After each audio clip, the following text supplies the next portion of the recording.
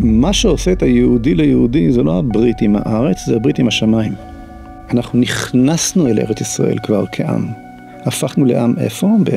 במתן תורה, הברית עם הקדוש ברוך הוא.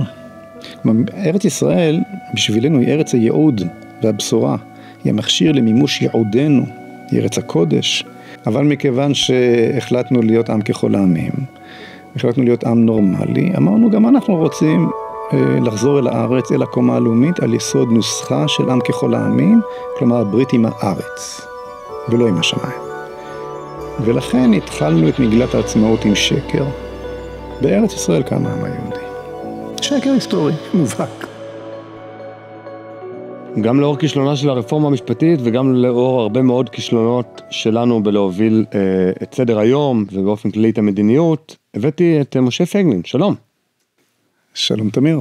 שלום, ראית באיזה קטע פתחתי, אז אתה כבר יודע איך אני עומד לפתוח. כתבת ספר שנקרא אדם מחפש זהות, ואני רוצה להתחיל מתוך עמוד 294. ב-2022 הוזמנתי יחד עם מי שעמד בעבר בראש הסוכנות היהודית, וכיהן בעבר גם כיושב ראש הכנסת, איש השמאל אברום בורג, להרצות בפני צוערי המכללה לביטחון לאומי. שעות ארוכות התעמתנו לעיני סלטה ושמנה של מערכת הביטחון. בשלב השאלות ההדדיות שאלתי את אברום, מה תעשה אם אבחר ברוב גדול לתפקיד ראש הממשלה והקים את בית המקדש? ואברום עונה לך, אני אקים מחתרת ואתנקש בך. ענה בורג בלי לחשוב פעמיים. לנוכח המחלוקת העמוקה הזאת, כיצד נימנע ממחלקת אחים? שאלה אחת הצוערות הנדהמות. אם תפרוץ מלחמה כזאת עניתי, אברום תמיד ינצח. וכאן אני שואל, אז אנחנו בעצם נדונו להפסיד בכל המאבקים הציבוריים מעתה ועד עולם, כי תמיד השמאל ישבור את הכלים. כן, אבל אתה הפסקת לפני הסוף. יש המשך לסיפור. בשביל זה אתה פה. אוקיי. כן, אז כולם שם היו, זו באמת האינסטנציה, נקרא לזה הצבאית האקדמית הגבוהה ביותר של ישראל, ומגיעים לשם קצינים בכירים, ראשי אגפים בזרועות הביטחון השונות. וגם אגב מסתבר שמגיעים, מגיעה קצונה בכירה של צבאות זרים. אבל המשפט הזה של אברום, היכה בתדהמה את כולם, ואחת הצוערות, קצינה בכירה, לא יכלה להתאפק, ואמרה, אז איך נחיה כאן באמת ביחד? איך אפשר כך לחיות ביחד?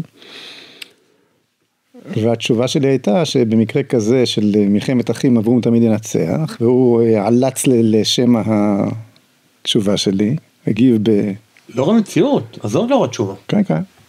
וזה כמובן הכל נכתב לפני הבלגן שראינו. אבל אז אמרתי לו, תרגע, עוד לא סיימתי, ואמרתי לאברום שם,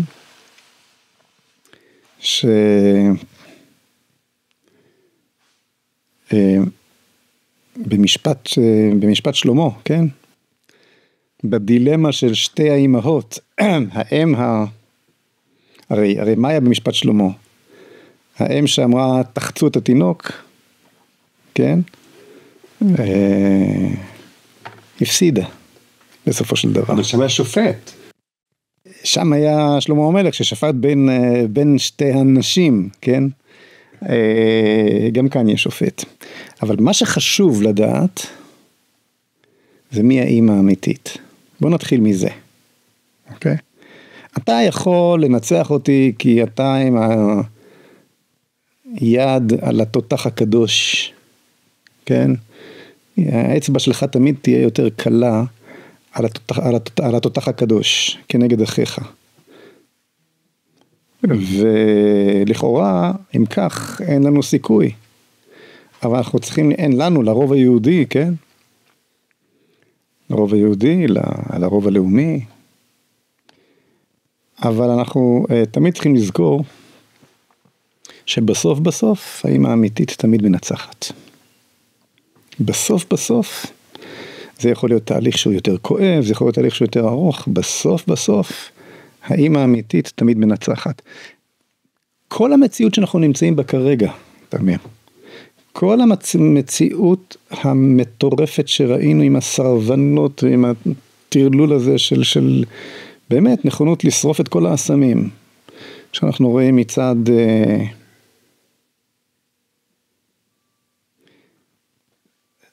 אני קורא לזה ארגון גופות בירקון, המכונה אחים לנשק.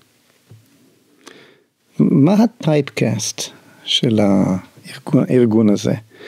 אתה רואה גברים בני 70 פחות או יותר, נכון? על פנסיות תקציביות, כי הם תתי אלופים, כל מיני דן חלוצים כאלה, או כל מיני שדרנים כאלה שחשו שכל שהמדינה שייכת להם, והשמש זורחת להם, אתה יודע מאיפה. כל מיני אקס גלי צהל שכאלו.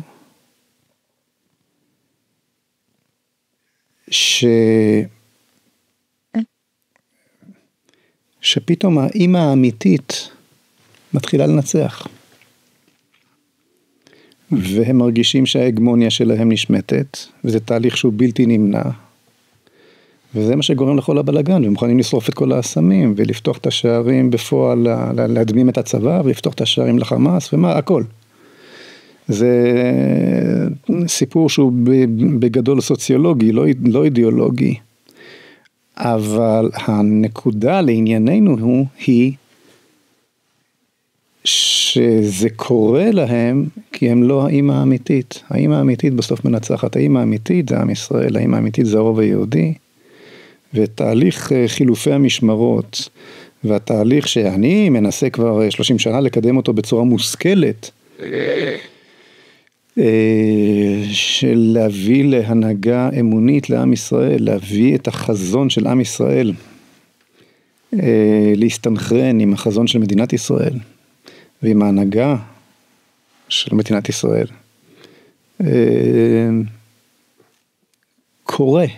הוא קורה.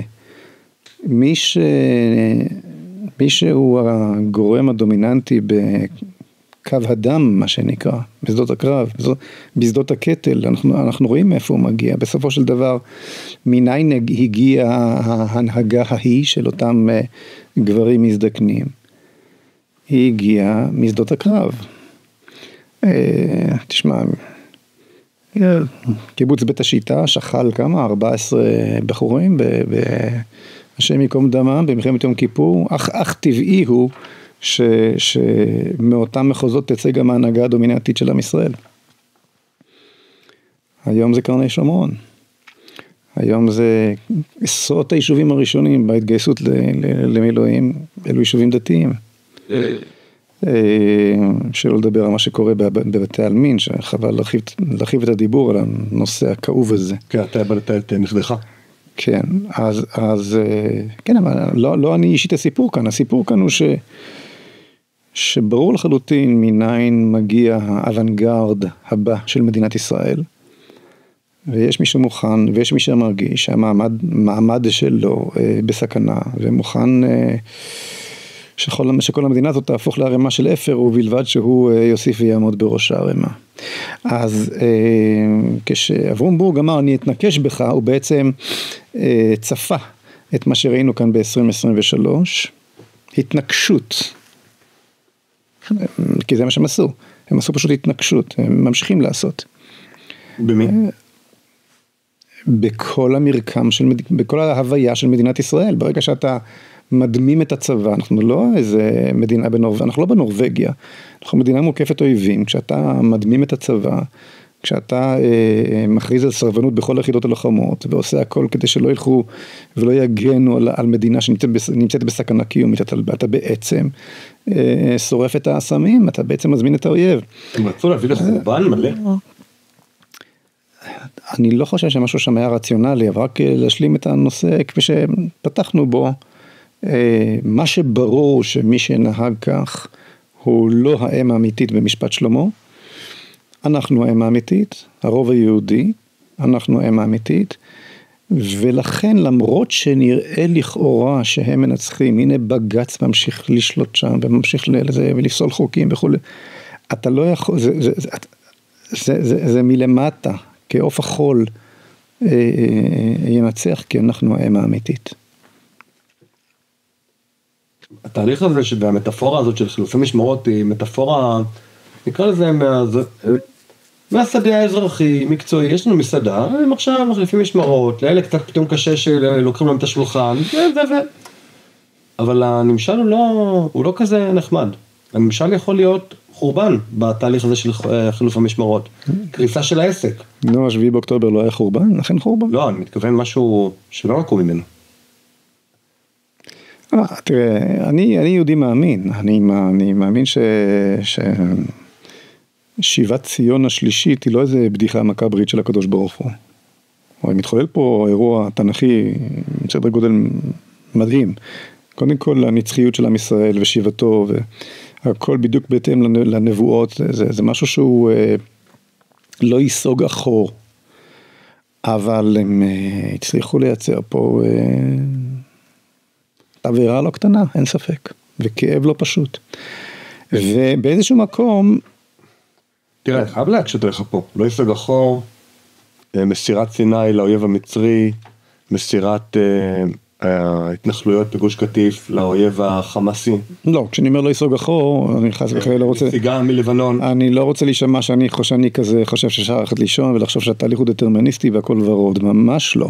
ממש להפך, אני נלחם אינטלקטואלית נגד זרמים שחושבים כך, ויש בציונות הדתית זרמים שחושבים כך. בוודאי שיש עליות ומורדות, ומורדות קשות ביותר. כשאמרתי לא ייסוג אחור, אני מתכוון, עם ישראל לא יחזור לגלות בפעם השלישית. זה לא. מדינת ישראל לא פשוט תתפרק, תיסגר, ואנחנו נצא לגלות ולעוד 2000 שנה. זה לא יקרה. אם לא נסתנכרן עם התהליך, עם המציאות למעשה, כפי שהיא, אז נשלם מחירים. אז נוסיף ונשלם מחירים. קורה פה תהליך מדהים, ואני מאוד אופטימי לגביו. ככל שאנחנו מחוררים את הדלי, אבינו שבשמיים ממלא אותו עוד יותר. זה משהו שהוא לא יאומן. אתה באמת חושב שמישהו בצה"ל או במערכת הביטחון או בממשלה תכנן לכבוש את שיא החרמון למשל? אותו צה"ל ואותה מערכת שלא היה איזה לגעת באוהל שהחיזבאללה נטע בתוך השטח הריבוני של מדינת ישראל. אותה ממשלה שרצה ומסרה שטח ריבוני, מרבצי גז וכדומה, רק לפני זמן קצר, פתאום כובשים את סוריה. זה לא קשור בכלל. אנחנו פשוט נדחפים אל מחוזות נוספים של ארץ ישראל, כנגד רצוננו. אני חושב שאני גם מבין את התהליך הגיאופוליטי שגרם לזה, אם תרצה נדבר על זה. אבל זה לא שאנחנו רצינו. תראה בעזה, כן, ברצועת עזה, כבר 15 חודשים, שצה"ל נלחם, ולא מצליח לעשות את מה שכמה ג'יהדיסטים עם טויוטות וקלצ'ניקובים, עשו בכל סוריה ב11 יום. כן? וצה"ל, וחיילי צה"ל... שעשו לנו ב4 שעות. הם כבשו שטח יותר גדול מרצועת עזה, ב4 שעות. לא חשבתי על זה פעם, נכון, השטח שהם כבשו היה גדול יותר, נכון. מה זה פחות זמן? לא, אז תגיד... חלקי 700 מהזמן שלנו. אתה עוד יכול להגיד, הם הפתיעו, וצה"ל לא נלחם, וכו'. אני לא יכול להגיד כלום. עם טויוטות. תשיב, המלחמה הזאת לא נגמרת, כי לא רוצים לנצח. למה לא רוצים לנצח? בין השאר, משום שהצמרת של צה"ל, שואבת את סמכותה מוושינגטון. ויש כאן פרק בספר שנקרא משרתם של שני אדונים. לפחות 20 שנה, תהליך שהתפתח לפחות ב-20 השנים האחרונות. לא רמטכ"ל, לא ראש שב"כ, לא ראש מוסד, ולא רוב קציני פורום מטכ"ל, אלוף פיקוד מרכז למשל, כן? לא ממונים לתפקידם ללא אישור של וושינגטון. יש לנו אסמכתאות כלשהן לזה? כי אני הבאתי את קרוליין גליק לפה, בשביל שהיא תגיד את המשפט הזה. והדבר הזה רץ במאות אלפי צפיות, ועדיין אף אחד לא הציג איזה אסמכתה. מה זה אסמכתה? אתה מספר לי מסמך כתוב? לא, מישהו שבא מבפנים ואומר, אני ראש ממשלה לשעבר, אני בא ואומר לכם. קודם כל, קרוליין גליק היא ברת סמכה אולי המשמעותית ביותר מכל העיתונאים המתמחים בנושא יחסי ישראל ארצות הברית. תוסיף לה את דוקטור, המזרחן, קידר. מוטי קידר. תוסיף לזה את העובדה הפשוטה שכשנתניהו פיטר את גלנט, הוא מיהר להתחייב לביידן שהוא לא יוסיף ויפטר את הרמטכ"ל ואת ראש השב"כ. רגע, אתה תופס את הראש. מה קורה פה? מה להם ולזה בכלל? מה להם ולאירוע? ואם ראש השב"כ עובד אצלו, באופן ישיר, הרמטכ"ל, הוא צריך לתת הנחיה לשר הביטחון, לקבל החלטה, אתה מבין שאלף הצלבות ככה מראות לך, מה שמתחולל, אבל בוודאי תחת האלוף פוקס, ביהודה ושומרון, הראה על ממש הנחיה אמריקאית ישירה, כאילו, אני עשיתי סרט על זה, על מה שקורה בגבעות, כיצד מוושינגטון מתפעלים את אלוף פיקוד מרכז כנגד החוות וחלוצי הגבעות שלנו. ישנו כאן בארץ מקביל אמריקאי, גנרל אמריקאי, שהוא בעצם החונך בשטח של אלוף פיקוד מרכז. גם בשגרה, לא רק במלחמה? בשגרה, זה כבר למעלה מ10 שנים. איך קוראים לאיש הזה? למה אנחנו לא... מילי. לא, כי הקמפיין הכי טוב והכי חשוב, זה יהיה לתלות את הפרצוף שלו בכל מקום, בכל הרשתות החברתיות, כל תוכנית להתחיל בשם שלו, להגיד בושה, זה מהארץ. זה סיפור כבר שמתגלגל שנים רבות. כולן אגב, אבל לפחות זה התחיל, ורובן, לא כולן, כי תחת ממשלת נתניהו, נתניהו משלים עם המציאות הזאת, כפי שהוא משלים עם כל תועבה, שקשורה באובדן הריבונות של ישראל, עד שזה מגיע אליו באופן אישי, כמו כל דבר אחר, ולכן הוא אחראי לעניין הזה על מלא. למעשה, ברגע שהפקדת את מערכת הביטחון שלך, עצם המינוי, הם חייבים את התפקיד שלהם לגורם בוושינגטון, הרמטכ"ל שלך בעצם חייב את הסמכות שלו למישהו בוושינגטון, זאת אומרת, לכאורה הוא עובד אצלך, בפועל הוא עובד, למה גלנט? לאיפה גלנט הלך ברגע שפוטר? לאן הוא נעלם? לאיפה הוא טס? הוא טס? מיד, אחרי שפוטר, או באותו חבר כנסת, כן? טס מיד, לאן? יש נגדו צו מעצר. לאיפה הוא טס? אני לא ידעתי שהוא טס. לוושינגטון. לשמור על הקשרים. יש כאן פרק שלם, אתה קראת אותו על מערכת הביטחון, שמראה כיצד כל הקשרים האלו נוצרו, אבל בפועל, אם מערכת הביטחון שלך למעשה חשה שהיא מחויבת לריבון שנמצא מעבר לאוקיינוס, אז אתה בעצם הורדת את הדגל הישראלי והנפת את הדגל האמריקאי בלי ששמת לב. כלומר, הפכת לרפובליקת בננות שפועלת על בסיס האינטרס האמריקאי. ובלי להבין את זה, אתה לא יכול להבין מה קרה פה בשנה וחצי האחרונות. אתה לא יכול, אתה יכול להסביר למשל, למה לא תפסו מיד את ציר פילדלפי? כן, כי רצו להבריח את העזתים למצרים. רצו בעצם להפעיל לחץ אפקטיבי, לגרום לאוכלוסייה העזתית ללכת לכיוון פילדלפי ולפרוץ את המחסום. מי סיפר לך את הקשקוש הזה? לבד. אבל לא עשו את זה. זה מסביר רציונלית. לא, שנייה, רגע, היו ימים מסוימים שהיה לחץ על הגדרות שם ברפיח. אבל לא, אז למה זה לא קרה? כי המצרים לא רצו. אוקיי, תפוס את פילדלפי.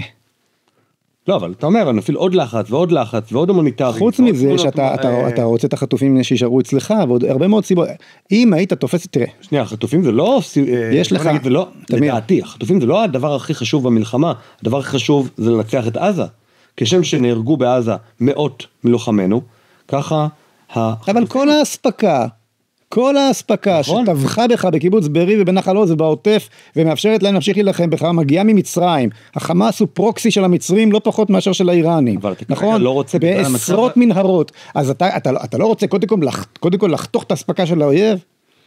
תשאיר לך אחר כך משפחים, מישהו מפריע לך אחרי שתפסת את פילדלפי, לאפשר להם לעבור משפח ובידוק ולהמשיך למצרים, כפי שאכן צריך היה לעשות. זה יוצר מורכבות יותר גדולה מול השלטון המצרי, מה, שתפסת את פילדלפי בצד שלך? לא, שאתה בעצם מאפשר לפליטים האלה ללכת למקום אחר, ולא שהם צובעים על המעבר גבול המצרי, בעצמם, אתה לא תפסת את פילדלפי, כי האמריקאים לא רצו שתתפוס את פילדלפי, ואתה ראית שצהל והרצי התנגד, וכל השמאל, נכון. וכל מטה הביטחון התנגדה לתפיסת פילדלפי, גם כשברור היה שאף אחד לא, כשהמצרים הודיעו שלא יקום ולא יהיה, ואף אחד לא עובר, ועדיין מערכת הביטחון התנגדה לתפיסת פילדלפי. למה? זה הרי המהלך הצבאי הכי בסיסי, שכל תינוק מבין שהוא הדבר הראשון שצריך לעשות. למה התחילו מצפון ולא מדרום? זה נקרא קיטור, לא, תקשיב. ברור לי שההסבר שלך הרבה יותר הגיוני ונכון, אין ספק. אם אני צריך ככה לתרץ, איפכא מסתברא, זה, למה בכל זאת, זה? לפחות שבפודקאסט של תמיר יהיה איפכא מסתברא. לפחות, כן, צריך קצת. אמריקה, ואתה צריך, וכשאתה מבין את העניין הזה, אתה פתאום מבין הרבה מאוד דברים שפה מתחוללים. האסטרטגיה האמריקאית היא להקים כאן מדינה פלסטינית. זה האנד גול. זה האנד גול שלהם, כן. לכן הם גם מפעילים את פוקס ואת בלוט נגד חלוצי הגבעות, משום שהם מונעים את המדינה הפלסטינית, ולכן הם, האמריקאים, דואגים לשסות את צה"ל ואת השב"כ ואת המערכות שנשמעות להם בנערי הגבעות, כן? שנבין את עומק המעורבות. אבל נחזור מנערי הגבעות לעוטף עזה. הם רוצים כאן מדינה פלסטינית, אז הם לא רוצים שתנצח. אם תנצח בעזה לא תהיה מדינה פלסטינית. ולא יצורך בה. כשאני אומר פלסטיני זה כמובן במרכאות, כי אין עם פלסטיני, אבל אני קצת עייף הבוקר, אז תסלח לי שאני לא מוסיף כל פעם לכאורה במרכאות ותנועות להבין, אני אומר פלסטינית לשיטתם, כן? אמרתי את זה פעם אחת וזהו, אין עם פלסטיני. בכל אופן, אז מדינה נאצית, לא צריך פה עוד מדינה נאצית. הם לא רוצים שתנצח בעזה, איפה הם כן פתאום רוצים שתנצח? הם לא רוצים שתנצח בעזה, אז אתה לא מנצח בעזה, אז 15 חודש, אתה שולח את החיילים שלך לכבוש את ג'באליה בפעם החמישית והשישית, ולהמשיך להרג, למה? בגלל האמריקאים. איפה הם רוצים שתנצח? שאלת שאלה, בשום מקום. לא נכון. מה, בסוריה? כן, לכן אתה שם. למה הם רוצים שתנצח בסוריה? תבין, כל מה שקורה בצה"ל, זה לשמור את האינטרס האמריקאי. נגד טורקיה כמובן. נכון, יש לך ציר טורקי, רוסי, איראן, טורקי, רוסי, וכמובן הג'יהאדיסטים הללו. איראני, סיני. כן, ומולו הציר האמריקאים תומכים בקורדים, שנמצאים מזרחית לנהר הפרת, אז הם רוצים שגם אתה תפעיל לחץ, אז הם דוחקים בך, והפעם יצא לנו טוב, כי זה מתאים לאינטרס שלנו. תבין, אנחנו הפכנו את צה"ל, אתה יודע, אני קצת רץ לפני המחשבות. אל תדאג, אני אדאג למסגר הזה נכון. מדינת ישראל לא רואה את עצמה, או ההנהגה הישראלית לא רואה את עצמה כהנהגה של עם, אלא כהנהגה של קהילה. אנחנו גטו חמוש, אנחנו שטטל עם חיל אוויר, אוקיי? מבחינתם, בוודאי, התהליך שעברנו מאז אוסלו ועד היום, 30 השנים שחלפו מאז אוסלו ועד היום, או מאז אוסלו ועד 7 באוקטובר, אלו 30 שנה שבהם ההנהגה הצבאית והמדינית, נתניהו חלק מזה, שלא יהיה ספק, אוקיי? איבדה לחלוטין את התודעה הלאומית. וחזרה אל התודעה הקהילתית. והתודעה הקהילתית הזאת,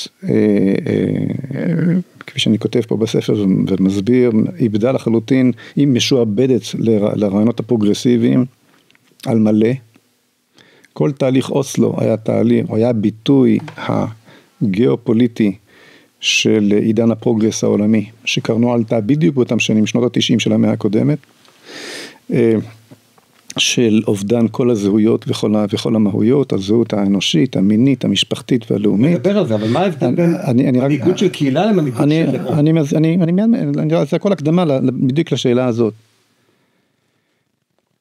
למעשה עם ישראל ניסה לבנות את עצמו מחדש, שב לארצו, כן, אחרי 2000 שנה, תחת נוסחה חדשה, כלומר ממצב הצבירה הקהילתי גלותי, שמפוזר בכל העמים, עם ישראל מתחיל לשוב אל מצב הצבירה הלאומי ריבוני בארצו, אבל הוא מחליט לעשות את זה מתוך נוסחת לאומיות חדשה.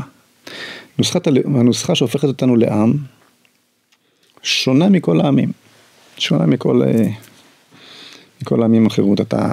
מה עושה את האנגלי לאנגלי? הברית שלו עם אדמתו. אני אנגלי כי אני קבוצה אתנית שצמחה על אדמת אנגליה, אז אני אנגלי. וכן הבריטי, וכן הרוסי, וכן כל השאר.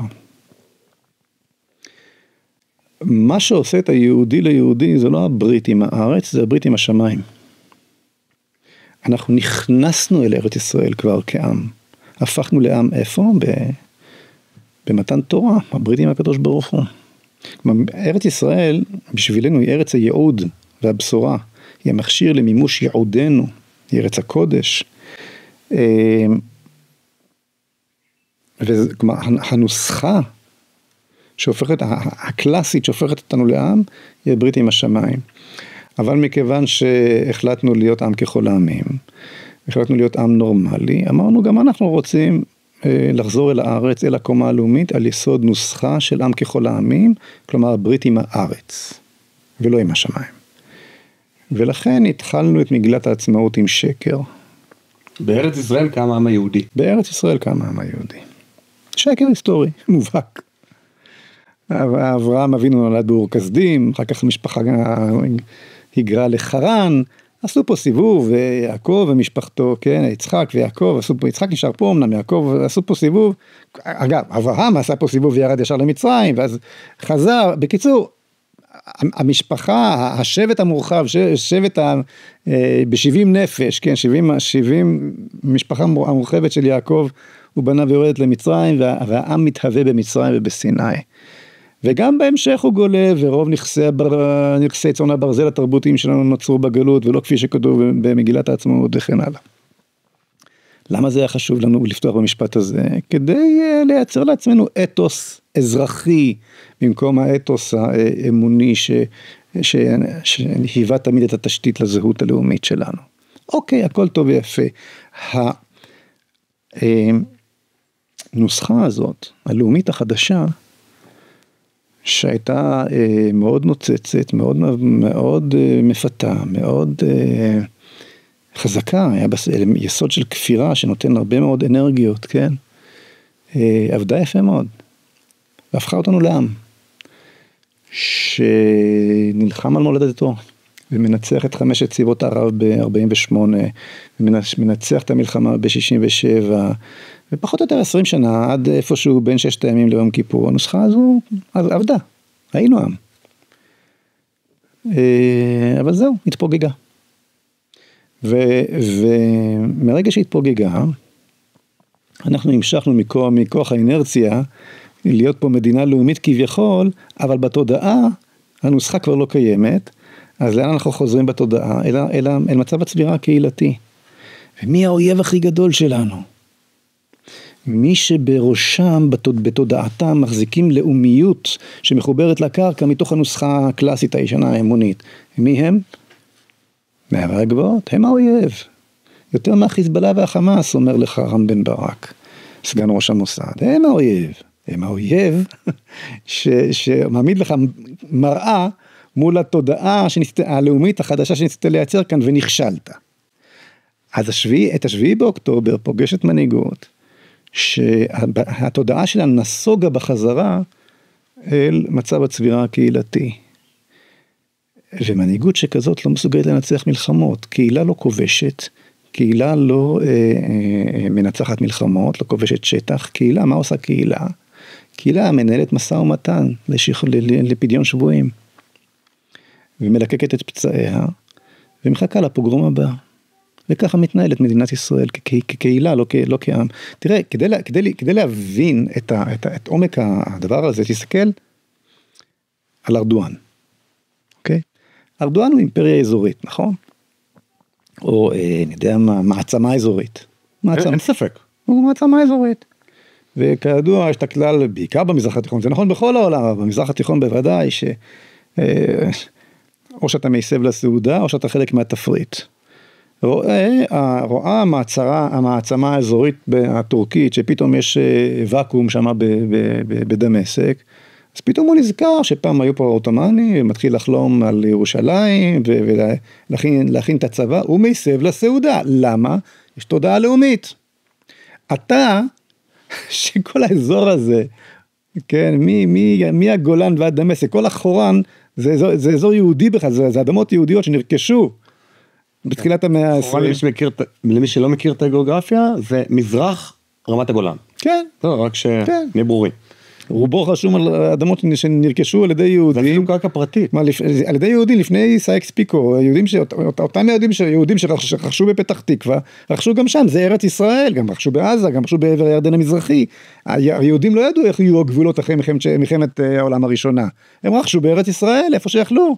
אז כל השטח הזה, שמזרחית לרמת הגולן, בינינו לבין דמשק, רשום, או כמעט כולו, רובו, רשום השמם של יהודים בכלל. אז אנחנו שזאת ארץ ישראל, ושזה אדמות יהודיות פרטיות, לא מעלים על הדעת להתנהג כמו שארדואן מתנהג, כמו שארדואן עם התודעה הלאומית שלו מתנהג מטורקיה בכלל, שאין לו שום קשר למקום הזה, אוקיי? ללמדך מה ההבדל בין תודעה לאומית לתודעה קהילתית. וזה האסון שלנו, זה האסון הגדול שלנו, כי תחשוב תמיר שאת השביעי באוקטובר הייתה פוגשת מנהיגות עם תודעה לאומית, שיושב לה בראש הנוסחה הישנה, ולכן הקלאסית של הברית של העם עם אלוהיו, עם השמיים ולא עם הארץ, ולכן המנהיגות הזו מתייחסת אל עצמה כאל עם, ולרצועת עזה כמו מה שהיא באמת, זאת אומרת כאל ארץ ישראל. אז עומק העם, אין לי בעיה שאין עם פלסטיני, נגיד שיש אומה ערבית. עזוב אותם, שנייה, לא, אני מדבר עלינו. לא, אני אומר, אם היית מתייחס אל עזה כאל אומה ערבית, ואתה אומר, אני נלחם נגד כל הדבר הזה שנקרא עזה, נגד מוחמד הקטן, כמו שיוסיאן אמר, מוחמד הגדול, מי שעשה את הטבח ורשום בפנקסים של חמאס, ומי שלא רשום, במקרה הוא לא נרשם, הוא בא עם הקביים. כולם הם האויב. אתה צודק, אתה בוודאי צודק, כל עזה יהיה האויב, לא השלטון שהם בחרו, זה ברור, תרצה נרחיב בזה, אבל אני מדבר כרגע עלינו, כן? אם אתה עם ולא קהילה רדופה, שמחפשת לטמון את הראש בחור חדש בחול, כפי שקהילה מתנהלת, אוקיי? עד לפוגרום הבא, אם אתה מתייחס על עצמך כאל עם, ואתה יודע שבעזה התיישבו על הארץ שלך, אז השביעי באוקטובר הוא לא רק הגדול שבאסונות, הוא גם הגדול שבהזדמנויות. ואתה תוך 5 דקות מנצח, כי זה קשקוש לנצח שם. כל מה שיכילו אותנו, שנה, 15 חודשים, זה קשקוש. בוא נגיד גם רגע את הדרך. ניתוק החשמל, ניתוק המים, מצור אפקטיבי פילדלפיה, אתה כובש את זה גם תוך כמה שעות. הראו לנו בטלוויזיה. וזהו, נכון? רגע, יש לך שיטה יותר טובה? רק לסגור את הברז של המים, זה מה שאמרנו. מי שרוצה כוס מים, שיצא עם חטוף. זה הכל. אבל איפה ג'רלד פורד, היא בדרך? Thank you, Mr. Biden. בוא נגיד, איפה ג'רלד פורד? רגע, בוא נגיד משהו יותר פרובוקטיבי. נו. אתה אמרת, אנחנו נלחמים נגד עצמנו. לאורך כל המלחמה, שג'רלד פורד לא נועדה בשביל לעזור לנו כנגד חיזבאללה, היא נועדה כדי להגיד לנו don't. ואני בא ואומר, רגע, השפה הסמלית, שאני אתן לך להגיד גם עוד משהו, אל תדאג. אבל בשפה הסמלית, מי אימץ את הג'רלד פורד יותר מהכל וחיבק אותה, בשפה הסמלית של המיצגים הנקרא לזה דיגיטליים, התפאורה. אתה רוצה שאני אתקוף עכשיו את הערוץ אני אתקוף. ערוץ 14, ערוץ 14, שם בתפאורה הקבועה שלנו, אני חושב שזה עד היום תמונות של הג'רלד פורד. זה כאילו שמישהו יבוא וייסע ביום העצמאות עם 2 דגלים, דגל ישראל וארצות הברית, כמו שנהגו לעשות פעם. כבר המנהג המתועב הזה הפסיק. אבל לא יכול להיות, הימין הישראלי, שם את זה בתפאורה. בוא נגיד כך, אני לא חושב שהם חשבו על זה, מי ששם את זה. זה מה שמפחיד. נכון. נכון. כן, זה לא מה שמפחיד, זה מה שהכי כואב בסופו של דבר. אתה יודע, אני הגעתי אז, אני זוכר בשבוע הראשון למלחמה, או בשני, לתוכנית הפטריוטים. זה בטח צפית, בטח ראית את הקטע הזה, אני הרגשתי שאני משתגע, ואף אחד לא הבין אותי, אני הרגשתי כמו משוגע הכפר. תבין, הסיטואציה הייתה שהוזמנתי כמי שהיה למעשה חוד החנית של המאבק בהסכמי אוסלו, עם זוהר הרצנו שהקמתי במאבק באוסלו, הנה הוכח שהימין צדק, כשהוא נלחם באוסלו, אוסלו רשום על שמו של השמאל, והנה מי שהנהיג את המאבק נגד אוסלו, אז הוזמנתי לתוכנית הפטריוטים אז. לקבלת גביע. לקבלת גביע, וגם כדי שאני אפרט עד כמה שהשמאל לא בסדר, טעה ודפק אותנו והביא אותנו לתוך כל זה, ושזה הכל נכון, זה הכל נכון, אוקיי? אבל אני לא סיפקתי את הסחורה, כי אני אמרתי עכשיו, עזוב אותי מה שהיה אז, אנחנו עכשיו עושים טעות איומה, ושפכתי, אמרתי, זה הולך להיות סבב משודרג, והג'רלד פורד הזה, זה אסון שהאמריקאים מגיעים לכאן. נכון, אין מה להיכנס, אמרת. או שלא אמרת? אני לא זוכר. כי בסבבים הקודמים אמרת, אין מה להיכנס לעוד סבב. בסבב הקודם, בצוק איתן, אמרתי, אתה נכנס כדי להרוג 100 חיילים ולצאת, אל תיכנס. לא בטוח אתה יודע, הסיפור מורכב כמובן, אבל בינתיים עוד לא ניצחנו בעזה, וכבר הרגנו שם כמה חיילים. אוקיי? אבל נשאיר את זה אחד בצד, זו נקודה שצריך להתייחס אליה בדקדקנות ובזהירות. אבל כן, הסיפור הזה, בקיצור לא סיפקתי את הסחורה, והרגשתי שכל מי שמסביבי בהלם. מה אתה מדבר? חיל האוויר תוקף כמו שלא תקף מעולם, והפציצים, ופה ושם. טוב, אנחנו נמצאים עכשיו 15 חודשים אחרי, וברור, וישראל מנהלת מסע ומתן עם החמאס על שחרור החטופים. נו, מה אתה רוצה יותר מזה? השמדת את החמאס או לא השמדת את החמאס? הוא גורם ריבוני או לא גורם ריבוני? הוא ממשיך לראות עליך או לא? חיילים ממשיכים להרג. ואנחנו יכולים לספר לעצמנו סיפור 1000 פעם שניצחנו, אבל לא ניצחנו. משום שאנחנו לא יודעים מי אנחנו. ולכן אנחנו לא יודעים מי האויב. וכשאתה לא יודע מי האויב, אתה לא יכול לנצח. סיפור שחוזר על עצמו שוב ושוב. אבל למה זה תלוי אחד בשני? אולי אני נגיד, אני לא, אבל נגיד שאני מישהו אחר, ואני לא יודע מי אני, אבל אני יודע שאושוויץ זה רע. אני יודע שחמאס זה רע. ואז אני מסוגל להרוג אותו, לחסל אותו, לגרש אותו. למה הזהות תתנאי מקדים להבנה מהאויב? אוקיי. זה טוב שאתה שואל את השאלה הזאת, כי זה מסביר מה קרה שם בין 67 ל-73, הנוסחה הישנה הפסיקה לעבוד לנו. אני חוזר, זה קשור לנושא הזה, של הנוסחה שהופכת אותנו לעם. תראה, ב-1977 מנחם בגין עולה לשלטון, זכרונו לברכה, איש יקר, עולה לשלטון, פעם ראשונה שהימין מנצח בבחירות, זמן קצר אחר כך מגיע לכאן סאדאת, הנשיא המצרי. עם עניבה של צלבי קרס? אז למה אתה מתקטנן? הוא מגיש לך יד לשלום, מדבר, נואם בכנסת. כן? כולם באורות.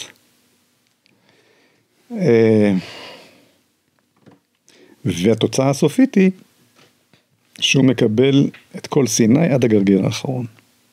חוץ מרצועת עזה שאותה הוא לא רצה. הגלולה המורעלת שנקראת רצועת עזה. כן, אם היה רוצה היה מקבל גם כן, זה ברור. אבל את סיני הוא מקבל עד הגרגר האחרון. ממי הוא מקבל את סיני? וכמובן שהתהליך הזה עובר דרך חורבן יישובי חבל ימית, והעיר ימית, ועשרות יישובים קטנים סביבה. שרם, נואבה, דאב, כל המקומות היפים. כן, אבל גם יישובים ממש, יישובים פורחים. גדיד. מה, שרם היה יישוב פורח.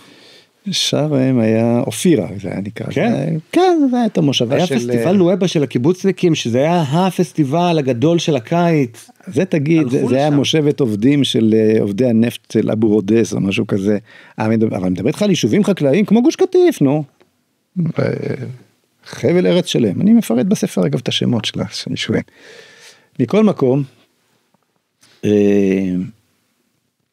וזה מנחם בגין. מנחם בגין, הימין, ארץ ישראל וכו'.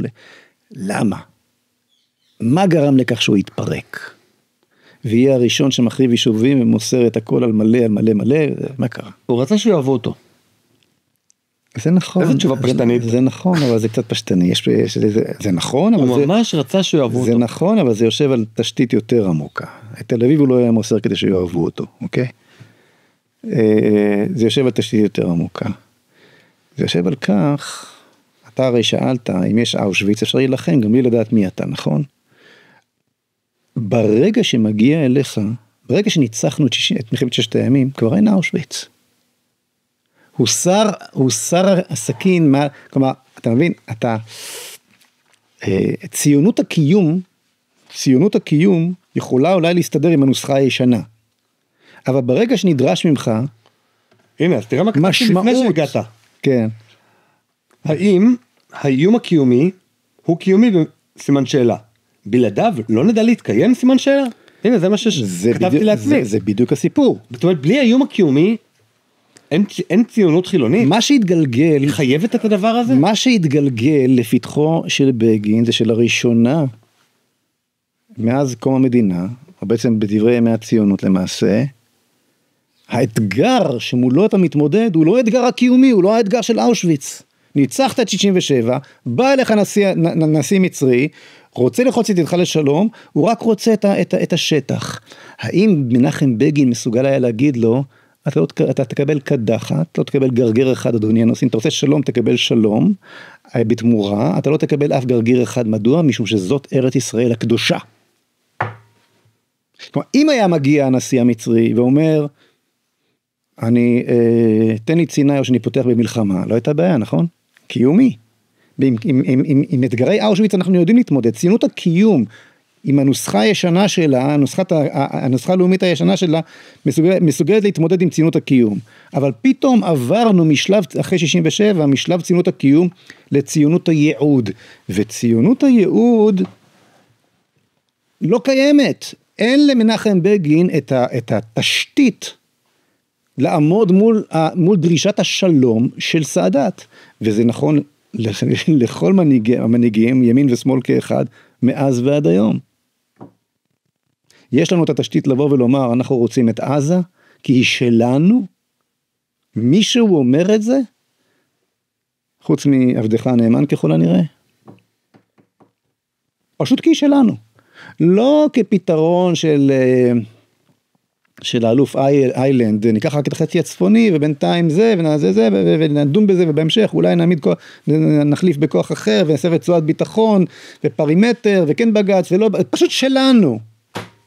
זו ארצנו הקדושה, ואנחנו מוכנים למות עבורה. היא קדושה לנו. יש לך איזה משהו כזה, מלבד ציונות הקיום, מלבד זה שאתה לא מוכן שתהיה פה אושוויץ חדשה? והנה מתברר שכשאין לך את ציונות הייעוד, אין לך את המשהו למענו תחיה, ולא ממנו תברח. בפרפרזה על המשפט של אושוויץ גם. המשפט המפורסם של ניטשה. אם יש לאדם איזה משהו למענו יחיה, יוכל להתגבר על כל איך. נכון? אבל מסתבר שמכיוון שלא היה לנו את המשהו למענו, אנחנו מתקיימים כאן, היה לנו רק את המשהו שממנו ברחנו לכאן, אוקיי? אז גם הקיום לא החזיק מעמד, וראינו את זה בשביעי באוקטובר. זאת אומרת, מכיוון שלא היה לנו את ציונות הייעוד, ובוודאי שלא היה לנו את המנהיגות של ציונות הייעוד, לא היינו מסוגלים אפילו לשמור על הקיום. איך יכול להיות שהעם הכי עשיר מבחינה תודעתית, חסר את התודעה? זה כל כך מוזר. אתה שואל את זה כי מה שאמרתי עכשיו נשמע כל כך פשוט. מה פשוט? לא, אתה שואל כאילו מה שאני אמרתי, צריכים כולם היו להבין. בהנחה וזה מובן, לא יודע, לי זה הדבר הזה אצלך זה זרה. אינטואיטיבי, כמו לדבר איתך עכשיו עברית. אני לא תוהה, רגע, למה אני מדבר עברית? אני פשוט מדבר עברית. תראה, אני אומר לך, היהודי נמצא לאורך כל השנים בבריחה מתמדת מזהותו ומייעודו, ורוצה להיות נורמלי, ורוצה לברוח מכל המסע הזה של הייעוד היהודי. אפילו את עושים. כאילו... נכון, גם הדוסים רוצים לברוח מזה, למה זה אחלה זהות הזאת היהודית? הדוסים לא רוצים חיים טובים ופשוטים. תראה, נורא נוח לנו, אם אנחנו עוברים אל הדוסים, כן, מאוד מאוד נוח לנו לבחור בנתניהו, ללכת בלי ולדמיין שאנחנו עם. למה זה עולה בהמון דם? למה כזה נוח לבחור בו? באמת. אתה רואה, למה? כי... אתה רואה שהבן אדם דוחה את כל האתגרים המשמעותיים של מדינת ישראל. כי הוא מתחזק לנו. לדור הבא. נוח לנו, אני מדבר עכשיו על הסרוגים, על הדתיים, על החרדים, נוח לנו בישראל, עם התודעה החילונית הקיימת, שלא מתעסקת עם עניינים של ייעוד ובשורה, ונותנת לנו לחיות את החיים הדתיים הקטנים שלנו, כן, יש לנו בתי כנסת, יש לנו קהילות, כיף לנו בתוך הרחם החילונית האזרחית הזאת, אנחנו באמת רוצים בית מקדש, אנחנו רוצים להיות אור לגויים, אנחנו לא רוצים לעשות סקי בבולגריה בסוף שבוע, עזוב אותך, כיף לנו לבחור בנתניהו, הוא נלחם בשמאל ובכל המעצבנים הללו, אומר יפה מאוד, בעזרת השם, ברוך השם, בסוף כל משפט, ובא לציון גואל, טוב לנו, והרבנות הראשית אוסרת לעלות להר הבית, איזה יופי, זה טוב גם לנו, אז בוא נגיד את האמת, נוח לנו. תראה, אני לא גדלתי בציונות הדתית, אני חייב להודות ולהתוודות, אין לי את התסביכים האלה. אז כן. למה שזה יפחיד אותנו? יש פה בספר, ושמתי בהתחלה איזה כמה משפטי... פתיחה. כאילו, יש הרבה יותר מ10, אבל אמרתי נשים פה 10 בלבד ככה, כדי להכניס את הקורא לאווירה, אז ישר בהתחלה מתוך הספר שמתי כמה משפטים, אז אחד מהם לגבי בית המקדש, הפחד מהמקדש מאחד חילונים ודתיים.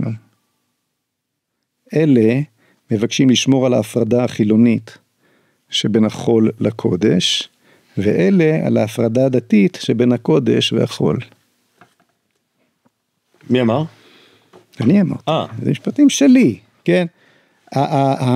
אתה רואה שהחרדיות, חלק ניכר מהציונות הדתית, והחילוניות והשמאלנות, כולם, נוח להם מאוד, במסירת המפתחות של הר הבית, שדיין מסר לוואקף, נכון? או להבדיל שלנו למסור לנתניהו.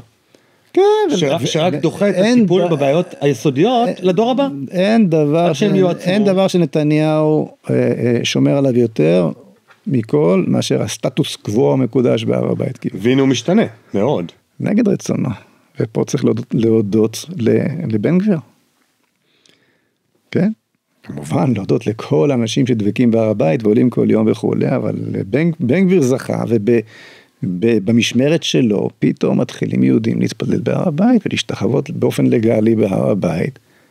ואם אתה שואל אותי, לתחושתי האמונית, פה ניצחנו את המלחמה. בהשתחוויה בהר הבית. שעליתי להר הבית בחודש אב. לא, אתה עולה כל חודש. נכון, אתה מקפיד. אני עולה בכל י"ט לחודש. לא הייתי בעלייה מדוברת, בתשעה באב, כשהתחילו כולם להשתחוות בבת אחת. פתאום נוצרה מציאות שמשתחווים, כבר אי אפשר כולם, במאות. אתה מרגיש לא נוח לא להשתחוות. לא, אז לא, אני אומר, אני הייתי מה שקרה שנוצרה... והייתי בעליות לפני, והייתי בעליות אחרי, ובעלייה הראשונה אחרי, אמרתי, רגע, שנייה, אני לא עושה פה מעשים פליליים, אחר כך גם אני מסומן על ידי השב"כ וזה, למרות שאני בטח כבר גם ככה מסומן, אמרתי, אני לא משתחווה, זה לא... כאילו, זה אסור. איך הרגשת כשהשתחווית? טבעי, לא יודע, בסדר. אמרתי, אוקיי, אני קם, והשוטר לא מעיר לי וזה, והכל בסדר, איזה כיף. בוא, אנחנו עוברים קצת מגיאופוליטיקה לנושאים מיסטיים ורוחניים, אבל מה לעשות ש... מה מיסטי בלהשתחוות בלי ששוטר עוצר אותך? תשמע, אני אגיד לך משהו. איך הם קראו למלחמה הזאת? טופן אל-אקצה, נכון? כל המלחמה היא על אל-אקצה. יש במקום הזה, בהר הבית, אורי צבי גרינברג, המשורר, אמר, השולט בהר, שולט בארץ. כן, על זה הסיפור. בשורתו של מי תצא ממקום המקדש, מהמקום שבו השכינה שורה ומאירה לעולם כולו. בשורת המוות המוסלמית, או בשורת החירות היהודית. זה בגדול, כן? החיים והחירות היהודית. זה המוות והטוטליטריזם האסלאמו-נאצי הזה, שרוצה לשלוט ורוצה לבשר בשורתו מהמקום הזה. עכשיו, לכן, ושם כמובן אין את ההפרדה הטכנית הזו שבין דת ומדינה ובין, באסלאם אני מדבר. קודש לחול. קודש לחול, ולכן הם מבינים, לכן הם התעקשו כל השנים שלא תתפלל שם, אתה יכול לעלות כתייר, כתייר, לא שלא, כארכיאולוג. להם ברור שאם אתה מתפלל אז אתה שייך, התפילה היא סוג של כיבוש מבחינתם, ובצדק. אמרתי מיד ובצדק, כן, הם צודקים. עכשיו, כשאתה בתוך המלחמת המקדש הזאת, פתאום מתחיל להתפלל ולהשתחוות, והשתחוויה בפישוט ידיים ורגליים, עם הפנים למקדש, הם הרי משתחווים למכה, כשאחוריהם למקדש. אני הרגשתי כשהשתחוויתי שם בחודש אב, שזהו ניצחנו את המלחמה. גם כתוב על יעקב, כשהוא מגיע למקום המקדש, והוא שוכב על הארץ, עם האבנים מרעשותיו, כן? הוא חולם חלום את המלאכים שעולים ויורדים, והקדוש ברוך הוא אומר לו, המקום אשר אתה שוכב עליו, הארץ אשר אתה שוכב עליה, לך אתננה. וכל המפרשים מסבירים שכל ארץ ישראל התקפלה מתחתיו. כן? זאת אומרת, מי ששוכב שם, וזהו, תראה מה שקרה זמן לא רב אחר כך, פתאום אנחנו מתחילים להישאב לכיוון הפרט, כן? מבחינה רוחנית, שם ניצחנו את המלחמה. שם. כן, ולבן גביר יש איזושהי מניה בעניין הזה, אני לא יודע מה גודלה, אבל יש לו איזושהי מניה בעניין הזה, וצריך להזכירו לטובה בנושא הזה, בוודאי. יש לו עוד כמה דברים טובים שהוא עשה. זהו, אז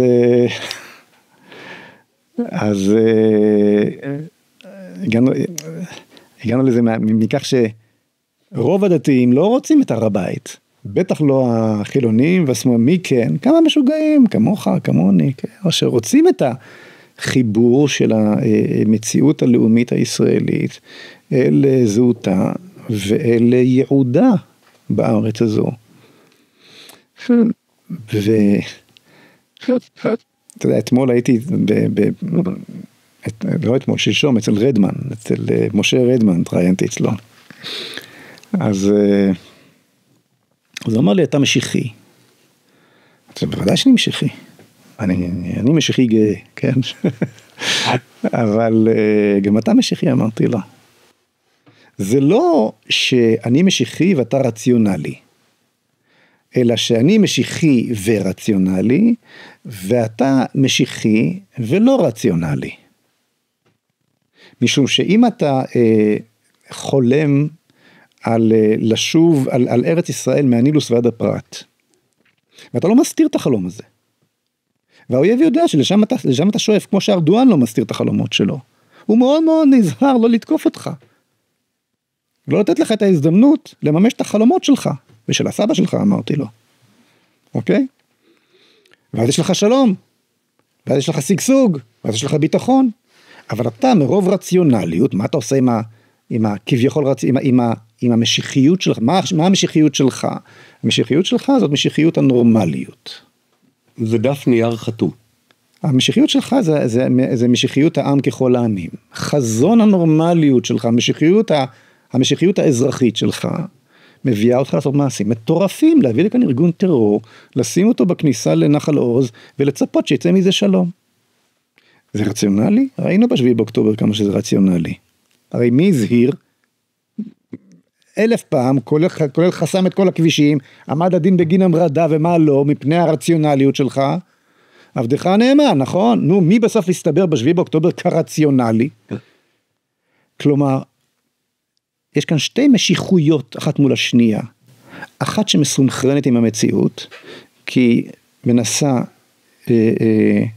לפעול על פי רצון אבינו שבשמיים,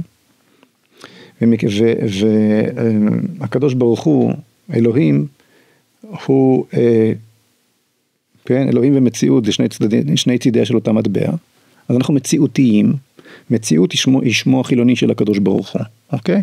אז הניסיון לייצר מציאות גיאופוליטית מתוך האמונה שלנו, הוא הכי רציונלי שבעולם. לעומת זאת, הניסיון לייצר מציאות גיאופוליטית בניגוד לאמונה שלנו, הוא למעשה בניגוד למציאות, הוא נגמר ב7 באוקטובר. אבל כבר בדרך לשם אנשים פועלים בצורה מטורפת, פשוט מטורפת, לשלוח חייל, לכבוש את ג'באליה, להוציא אותו משם, ולשלוח עוד 5 פעמים חיילים להרג בג'באליה, על מזבח איזושהי משיחיות פרוגרסיבית מטומטמת, שלא מוכנה לכבוש שטח, כי היא איבדה את הזהות הלאומית, את כל הזהויות, אבל גם את הזהות הלאומית. זה רציונלי? אנחנו, אתה ואני, המטורללים, המשיחיים, הכי רציונליים. בכל השאר, הרחק מן הרציונליות. בוא נעבור לדברים הכי כואבים.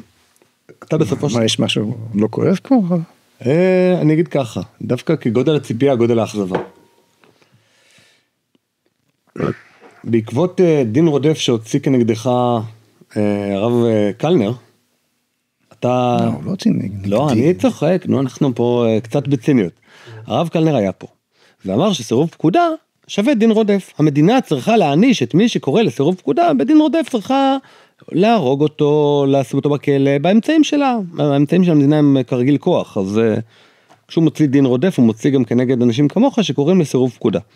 עכשיו, למה אני חלק פה מהדין רודף הזה? כי השיחה הראשונה שנפגשנו אי פעם, הייתה זה שאני הזמנתי אותך לדבר על אי ציות וסירוב פקודה. כי הבנתי כבר אז, לפני, אני חושב, זה היה 4 שנים, שזו אחת הסוגיות אולי הכי חשובות, שבדרך כלל ליברטריאנים, וזה, לא מדברים עליה מספיק, והיא עומדת ביסוד, נראה לי שזה, מתוך 660 פרקים, אני חושב שהשיחה שלנו, אולי אחת מה10 הכי חשובות, הכי יסודיות, הכי משמעותיות, וכתבת על זה בספר, אני אגע בזה קצת מהכיוון ההפוך.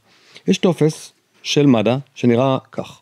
הטופס הזה הוא טופס של תרומת דם, ובתרומת דם אתה מרכרת ארץ לידה הורה 1, ארץ לידה הורה 2, והציבור שהכי תורם דם בישראל זה הציבור הדתי-לאומי, דווקא של המכינות, ככה הם מקבלים דם משובח של חבר'ה שגם אוכלים טוב, גם מתאמנים, גם צעירים.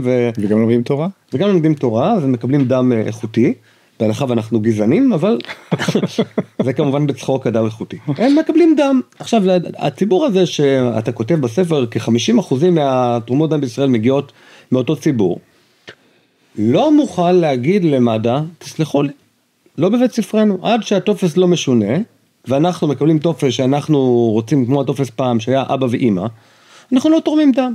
הציבור הדתי-לאומי, בעצם מתייחס לדברים שהמדינה מחליטה, או אפילו גופי סמך כאלה של המדינה, כמו מד"א, או כמו ארגונים שהם סמי-ממלכתיים, כקדוש. הם לא מוכנים לסרב פקודה במרכאות כפולות, או לסרב תרומה, אפילו במקרים קלים, שלא מביאים להמרדה, שלא מביאים לחורבן המדינה. זה אפילו לא סירוב פקודה, זה פשוט לבוא ולהגיד, עד שאתם לא משנים את הטופס, אנחנו לא תורמים. אנחנו פשוט לא חלק מהמשחק הזה, שאתם רוצים לכפות עלינו את הזה. איך זה, אני מחוט קומה הזאת, באמת מטריפה אותי. לא מול מצלמות, לא מול מצלמות, אני לא מבין את זה. לא מבין, לא קיבלתי את הגן הזה בציונות הדתית של הכפיפות, לא יודע מאיפה זה בא להם. אתה ראיינת את הרב קלנר. אני חייב פה להקדים משהו, אוקיי? אני בכלל לא ידעתי מי זה הרב קלנר, אני חייב... לא יכול להיות. אני אומר לך... לא, זה לא יכול להיות, זה... לא ידעתי. כל שיחה שאני עושה על תורת הרב קוק, אומרים לי, אתה חייב להביא את הרב קלנר. אז הבאתי את הרב קלנר. לא, אבל אני ראיתי פתאום שורט. חיפשתי משהו ביוטיוב, איזה הרצאה או משהו, וקפצתי פתאום שורט שלך. ואני רואה אדם נשוא פנים, ממש מכובד, אני הנחתי שזה רב, עם זקן מכובד וזה, מבט חודר. בדיוק דיבר על הנושא הזה, לא צריך בדיוק את המשפט, אז פשוט הקשבתי, כי זה נראה לי מעניין. ואמרתי לעצמי, וואלה, הבן אדם הזה בעצם הוציא עליי דין רודף, הוא אמר, הוא לא הזכיר אותי, ולא הזכיר את... והוא גם סייג, הוא אמר שזה צריך להיות המדינה שמעמידה אותי לפני כיתת יורים. אבל בפועל זה מה שצריך לעשות.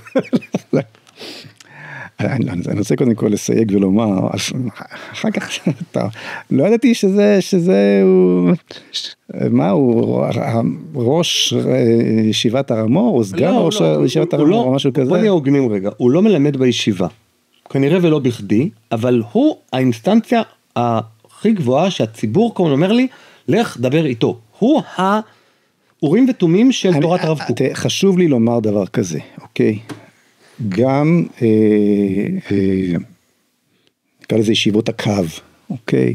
שבנושא הספציפי המסוים הזה, בנושאים אחרים, אני חושב שהם מובילים דברים, והספר הזה עוסק בעיקר בעניין הפרוגרס, אני חושב שאני מבטא בדיוק את מה שהם חושבים, ואני מבטא את זה אולי עוד הרבה יותר טוב מהם, כן? אבל בנושא המסוים הזה, לא של סרבנות, של אי ציות לפקודה ספציפית, אוקיי? של מה שאומר הרמב"ם, ואם יאמר לך המלך לעבור על איזושהי מצווה מהמצוות בתורה, הוא משתמש, הרמב"ם משתמש במושג נדיר, ואין צריך לומר, כאילו הרמב"ם, כן, בהלכות מלכים, הרמב"ם אומר, ואין צריך לומר, אין בכלל, כאילו הוא מתנצל על זה שהוא אפילו אומר את זה, הרמב"ם, הוא מתנצל על כך שהוא בכלל מעלה את מבזבז דיו להסביר את המובן מאליו, ואין צריך לומר, שאם יאמר המלך לעבור על איזושהי מצווה מן התורה, שאין שומעים לו, נו, לקחת יהודי מהבית שלו בגוש קטיף ולזרוק אותו מהבית ולהחריב לו את הבית, זה לא עבירה על אין סוף מצוות מפורשות בתורה? מה השאלה בכלל? אז בנושא הזה יש לנו מחלוקת, אבל חשוב לי מאוד מאוד, מאוד מאוד, ואני לא אומר את זה סתם, תראה, החבר'ה הללו הוציאו מקרבם את המסורים שבבחורי ישראל, אוקיי? נדבר על מכינה בעלי ומכינות נוספות, ויש להם זכויות מפה ועד אינסוף, ואני בשום אופן, בכל מה שאומר מכאן והלאה, לא מכוון אישית לגבי אף אחד. יש לי ויכוח אידיאולוגי, לא אישי, ויש פה שקלא וטריא מהותית, עם המון המון כבוד, אוקיי? טוב, אז saying that, אחרי שהנחנו את זה בצורה הכי ברורה על השולחן, אז אני פשוט לא מבין, תראה, אז נכנסתי לשמוע את כל הפודקאסט שלך איתו באמת, בעקבות הקטע הזה נכנסתי לשמוע את כל הדברים, והוא מסביר שם למה. את הטיעון הידוע, שאם אתה תסרב היום, הוא יסרב מחר, ואיך אמר בנט בזמנו, מה אתם רוצים, שהתקרה תיפול לנו על הראש? למי אתם מאמינים? לבן גביר או לאילת שקד, אתה זוכר? כן. לגבי אמירם בן אוליאל. לא מענים אותו, נכון? לא מענים אותו בכלל, הבן אדם יושב עכשיו ל4 מאסרי עולם, לעבירה שלא ביצע, על סמך הודעה בעינויים בלבד, וכשרבני הציונות הדתית החלו לחתום על כתב כשרות מהודר לשבת, אמירם בן אוליאל היה האחרון שנותר, הם עצרו עשרות מבני הציונות הדתית, בנים של רבנים של יישובים, פתאום עוצרים ילדים ומענים אותם, מתנהגים אליהם כמו אל מחבלים, אז התחילו הפגנות, ואז בא בנט ואמר, למי אתם מאמינים? הם יודעים מה שהם עושים, בנינו, אחינו המצוינים בשב"כ יודעים בדיוק, מה אתם רוצים שהתקרה תיפול לנו על הראש, והשתיק את כל המחאה הזאת, וזה מה שקיבלנו את הזוועה הזאת עם אמירם בן אוליאל, שהיא באמת, זה חטא איום ונורא, מה שנעשה איתו, מבחינה רוחנית לדעתי אנחנו משלמים מחירים איומים ונוראים בגללו, אבל נחזור לעניין שעליו דיברנו. מכל מקום, אז הוא אמר, אם אתה תסרב פה, אז מי שחושב איפה ממך יסרב שם, ואז לא יהיה צבא ולא יהיה כלום. אז אני רוצה לומר, אתה יודע מה, אם אתה עושה קדימה, על סמך המחשבה הזו קדימה, כן, מה יקראים? גם אני יודע לעשות מחשבה קדימה. כן? אם אני לא אסרב עכשיו, לגרש את תושבי גוש קטיף, אז תהיה התנתקות. ואם תהיה התנתקות, המחבלים יקימו פה צבא. וכעבור מספר שנים, הם ישחטו את תושבי העוטף. גם אני יכול לעשות אחד ועוד אחד עתידי שכזה. ואתה יודע משהו? זה בדיוק מה שקרה. ואתה יודע עוד משהו? מי שלא סירב להשתתף בחטא היום והנורא הזה, של גירוש היהודים מגוש קטיף, ונטל בו חלק, יש לו איזשהו חלק מסוים, רק הקדוש ברוך הוא יודע איזה, בתוצאה.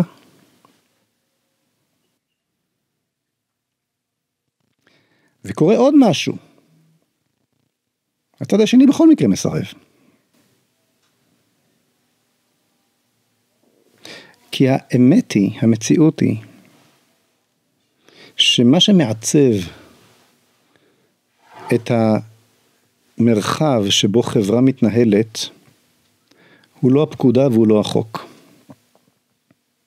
הוא הציות לפקודה ולחוק. ניתן לך דוגמה.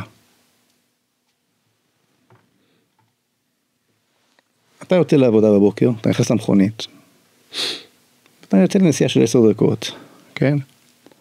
כמה עבירות תנועה אתה עובר? בכל נסיעה שלך. מעל 10. מעל 10, נכון. אז איך זה שלא כולנו יושבים בכלא? איך זה שלא בכל רגע כולנו במשפט?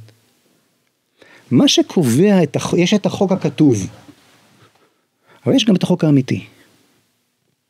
החוק האמיתי הוא הסימביוזה שבין החוק הכתוב לבין הקיום שלו על ידי הציבור. בדרך כלל המחוקק גם לא יחוקק חוק שהוא יודע מראש שהציבור לא יקיים אותו. אבל לפעמים הוא גם מחוקק חוק והציבור לא מקיים אותו, והוא כתוב בספר החוקים, אבל הוא אפילו לא חוק, הנה אתה עכשיו אמרת, מעל 10 עבירות כל זה. אין ספק, נכון? מה, מישהו לא עובר את ה-90? לא עובר את ה-50 בשטח עירוני, אף פעם? וכן הלאה וכן. טוב, יש את המרחב שבו החוק מתחיל להיות רלוונטי. השמאל ידע כל השנים לסמן קו אדום בוהק לצד חורבן וגירוש של ערבים מביתם, יישובים ערביים מביתם. זה לא עולה על הדעת, זה קדוש ומקודש. למה? כי ברור שפה החוק, גם אם יחוקק חוק כזה, אוקיי? הוא יתקל בחומה בצורה של סרבנות, וזה נגמר הסיפור.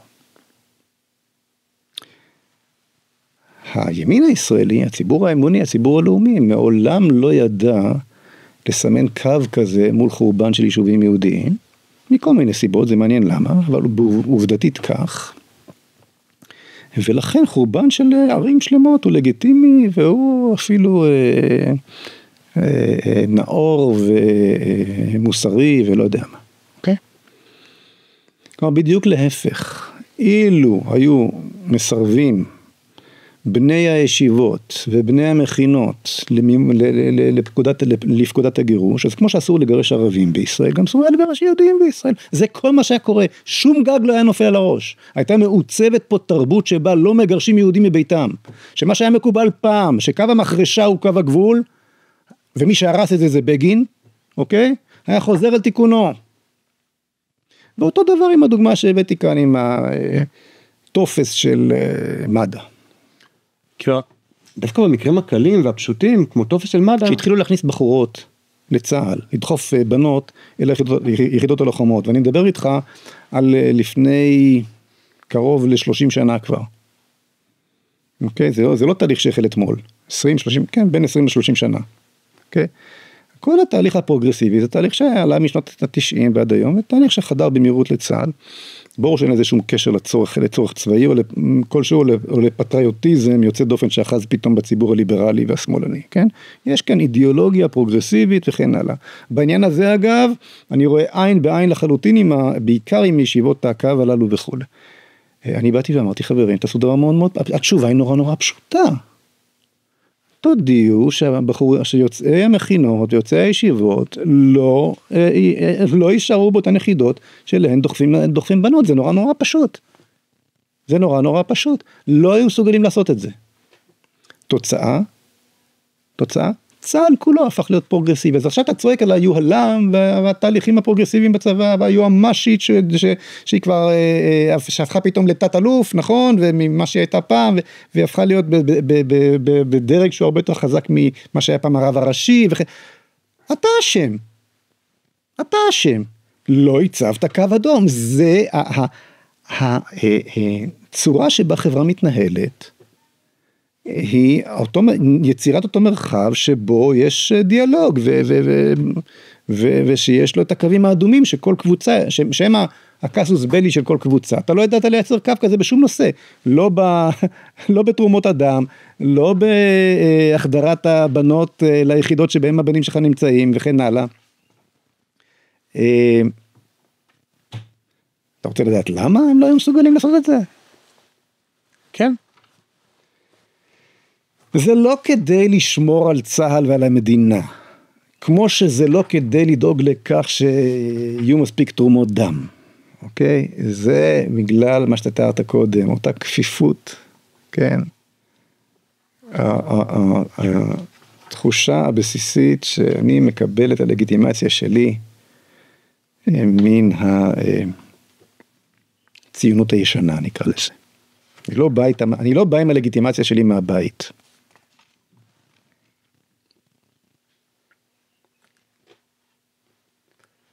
אבל הם קוראים חומש כל שבוע. אני לא מבין. תגידי, מה אתה רוצה מהחיים שלי? דבר איתו, שיתרץ את עצמו. מה אתה? דיברת איתו כמה? שעתיים? כמה אני יכול להסביר אותו? אז אני לא אבקש לך להסביר אותו. אני אגביר את הווליום קצת לגבי הטיעון שלך. הטיעון שלך הוא לא טיעון אינסטרומנטלי. אם נסרב פקודה, לא יהיה גירוש, ואז לא יהיה 7 לאוקטובר. אלא אתה אומר, זה מה שהתורה מבקשת מאיתנו. זה לא טיעון שבא ואומר, זה כלי להבטחת ביטחון ישראל לשנים. אתה אומר ככה, יסוד היציאות מלווה את עם ישראל מראשית ימיו, מאברהם אבינו שניפץ את אלילי אביו, והוא שלח לכבשן האש במצוות נמרוד. המילדות העבריות שלא קיימו את פקודת פרעה להשליך את הילדים העבריים ליאור. חנניה, מישאל ועזריה שהושלחו לכבשן האש לאחר שסירבו להשתחוות לפסל נבוכדנצר. מרדכי שסירב להשתחוות להמן. נבוכדנצר, מעניין. נצר היה מישהו אחר. חנה ושבעת בניה שהקריבו את חייהם על אמונתם. החשמונאים שסירבו לגזרות היוונים, יהודים שהועלו למוקד במצוות האינקוויזיציה וסירבו להמיר את דתם. בקיצור, זה בא מהיהדות הסירוב פקודה. כי בעצם ההתאמה המלאה בין מצוות המלך לבין הפקודה של אלוהים היא משהו גוי. היא משהו שאומר המלך הוא בעצם יש לו דם כחול. אתה צודק, יש פה שני קווים מקבילים. קראת לזה המהותי והאינסטרומנטלי. כשאני אומר אני מדבר על חובת האי-ציות. כן. אגב, יש שם בספר גם פרק שלהם שמסביר, זה מאוד מאוד חשוב, את ההבדל בין אי-ציות שאני מדבר עליו, ושאני גם ביצעתי אותו בתקופת זוהר הרצנו, לבין האנרכיה הפריבילגית, שעשו פה לא הקפלניסטים, ארגון גופות בירקון, המכונה אחים לנשק, כן? שאין לו, שהוא ההפך הגמור מכל זה. זה חשוב להסביר את ההבדל. זה קטגוריה אחרת שנקראת או המרדה או הפיכה. אני קורא לזה אנרכיה פריבילגית, קו נטוי מרד ממש. אוקיי? זה לא אי-ציות לפקודה בלתי מוסרית. זה שימוש בכוח הצבאי שהופקד בידך להפלת ממשלה. זה ההפך הגמור מהתנהגות של אזרח אחראי, שמבקש להציל את המדינה שלו מפקודה בלתי מוסרית או מחוק בלתי מוסרי. כאשר כל מיני אנשי שמאל סירבו לשרת בשטחים ונשאו בעונש, אני תמכתי בהם. כשתיאטרון הבימה לא הסכים לבוא להציג באריאל, אמרתי כל הכבוד להם. כשסרבנים נכנסו לכלא, סרבני שירות בשטחים נכנסו לכלא, הצדעתי להם. אתה חושב שמשהו בחוק או בפקודה הוא לא מוסרי, לשיטתך כמובן, אני חולק עליך נמרצות, אבל אם אתה כך חושב, אתה מוכן לשלם את המחיר, ואתה מתנגד לפקודה הספציפית הזאת, וכך אתה מנסה להביא את הציבור לצייר את אותו קו אדום מוסרי, שדיברתי עליו קודם, נכון, את המקבילים הללו, למקומות, להכניס את החברה לאיזשהו מרחב מוסרי לשיטתך, אני מצדיע לך, ואתה משלם על זה את המחיר, זה אי ציות אזרחי, זאת הפעולה אולי הכי דמוקרטית והכי אחראית, של אזרח שאכפת לו מהמדינה, אבל כשאתה מייצר מציאות אנרכיסטית, ועוד משתמש בכוח שהמדינה הפקידה בידך להגן עליה, שמחה עליך, על מנת להפיל ממשלה, את כל הממשלה, לא נגד פקודה או חוק מסוים, אלא להפיל את הממשלה באופן סיסטמטי, אתה פשוט בוגד. אתה פשוט מורד. למעשה, האנשים שהתנהלו בצורה הזו, היו צריכים לשבת כולם בכלא, ולעמוד לדין בגין סעיפים שהחוק עליהם, אני לא אומר שצריך להעמיד אותם, אבל אני אומר, העונש הקבוע בחוק לסוג הזה של עבירות הוא מוות. זו דרגת החומרה של הדברים שאנשים יעשו, ובצדק. ההבדל שמיים וארץ, ואני חושב שהחלק בספר, החלק החמישי בספר שעוסק כל כולו בנושאים הללו, הוא סופר חשוב בפני עצמו, ולא רק בשבילו שווה היה שהספר הזה יצא, או להוציא רק את החלק הזה כחוברת, כי אנשים מבולבלים, אנשים לא מבינים את כל התהליכים הללו, ובין השאר אנחנו מקבלים הצהרות מן הסוג שהושמעו כאן בפודקאסט שלך. ההבדל, כל הבשורה, דיברת על היהדות, כל הבשורה של היהודי היא בשורת החירות. הקדוש ברוך הוא דורש מעמו, בשונה מהנצרות והאסלאם, דורש מהיהודי לבחור בו מחדש בכל רגע ורגע.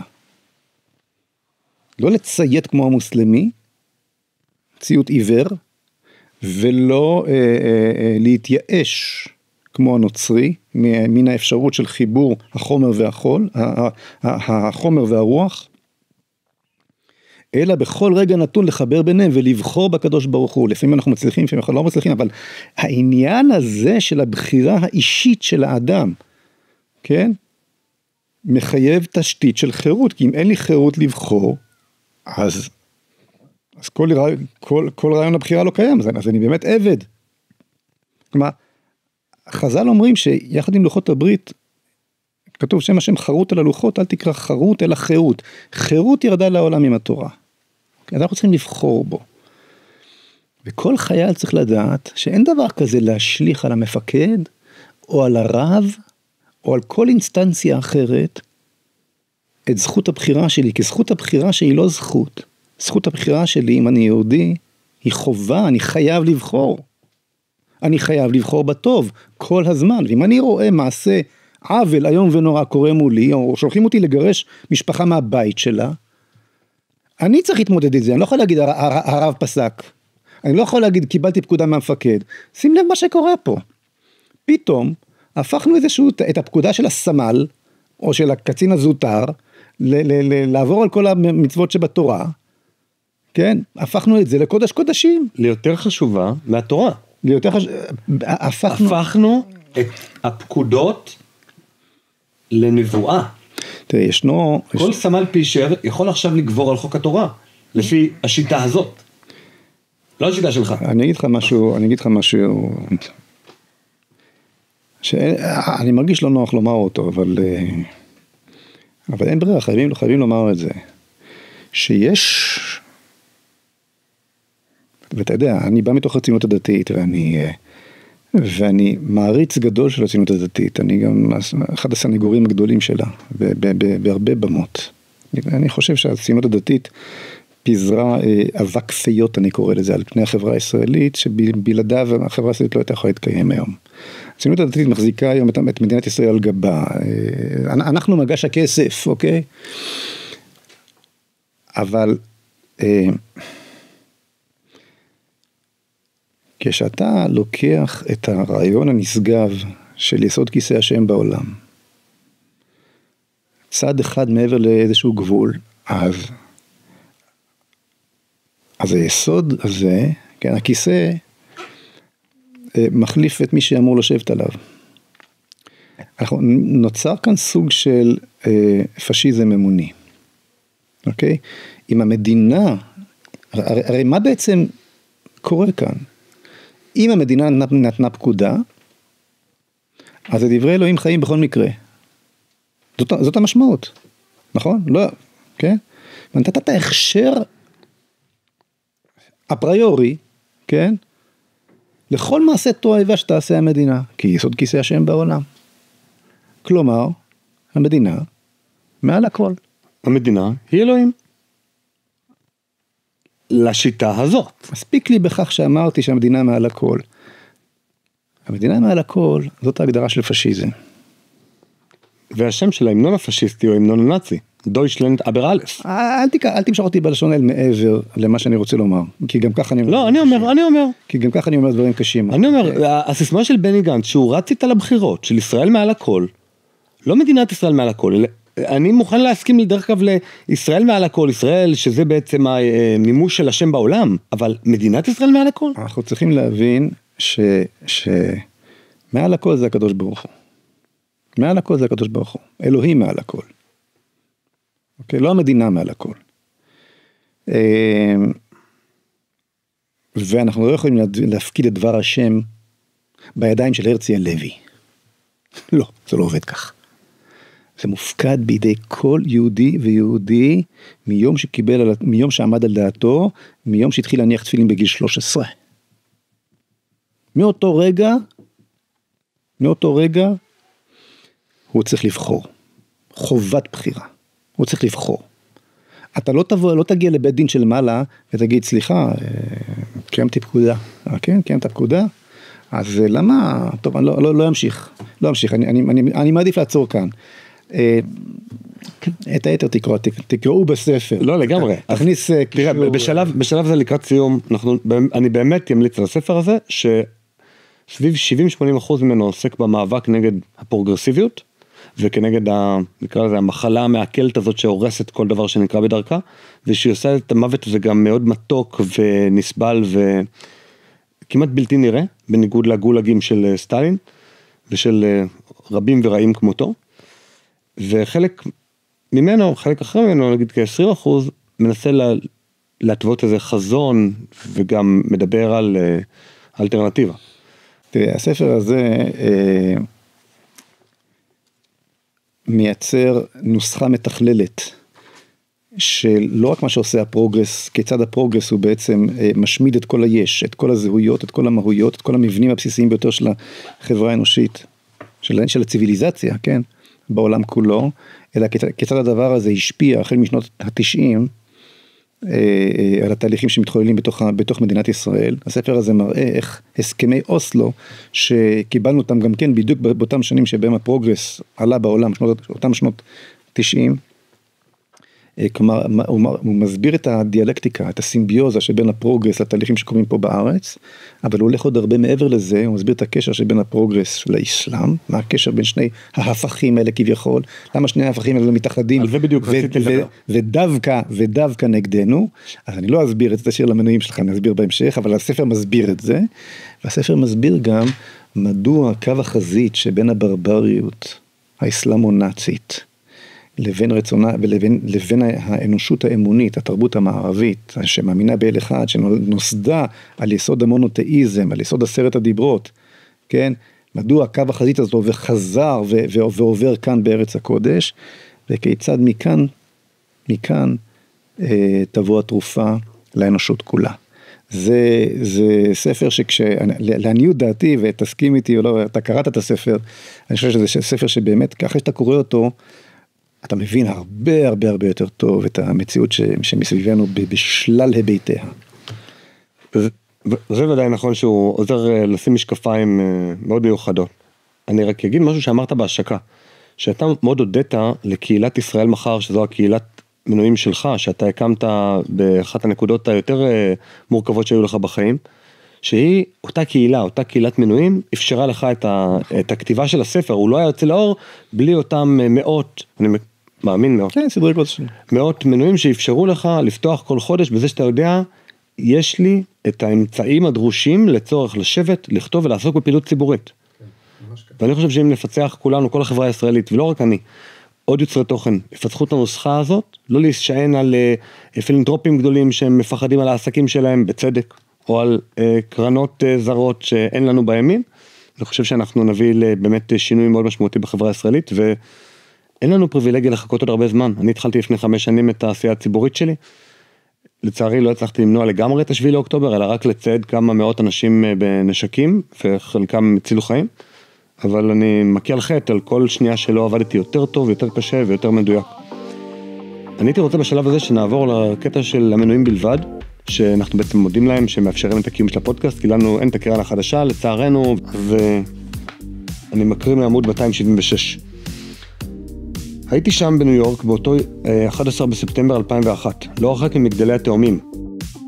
היי, אם האזנתם עד לפה, ממש אשמח שתקדישו עוד דקה אחת מזמנכם. תיכנסו לקישור, כאן למטה, ותתמכו בנו באמצעות מנוי לעל המשמעות פלוס ב-60 שקלים לחודש. המנוי יעניק לכם גישה מלאה ליותר מ-200 פרקים בלעדיים של הפודקאסט, שתוכלו להאזין להם באפליקציית הפודקאסטים האהובה עליכם. בנוסף, המנוי יאפשר לכם להצטרף למפגש הזום השבועי של קהילת על המשמעות. כל פעם נפגשים ולומדים יחד נושא אחר, ויש גם זמן לשאלות ולדיון בלעדי למנויים. כמו כן, כל מי שמנוי לעל המשמעות פלוס נהיה שותף בהחזקת הפודקאסט ככלי תקשורת עצמאי ובלתי תלוי, שיקדם את הרעיונות שאנחנו מאמינים בהם. אז יאללה, הקליקו כאן והצטרפו אלינו לעל המשמעות פלוס, נחכה לכם.